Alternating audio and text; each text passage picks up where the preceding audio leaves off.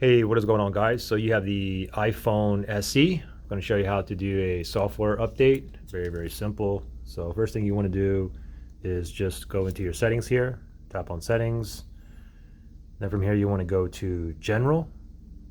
And then right here it says software update. Tap on that and it's going to check the server. Make sure you're on Wi-Fi, or you can be on mobile data, but it's advised to be on Wi-Fi because usually these do take a while. I haven't updated this phone in a while.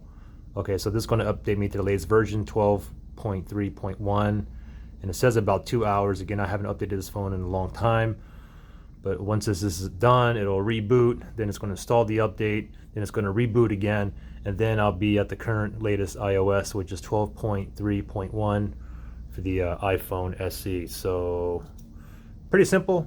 I'll go ahead and let this run. If you guys have any questions or anything, just let me know. Okay, so it says 24 minutes, so it'll probably take about like 20 minutes or so. Anyways, there you guys go. Thanks for watching, guys. Bye.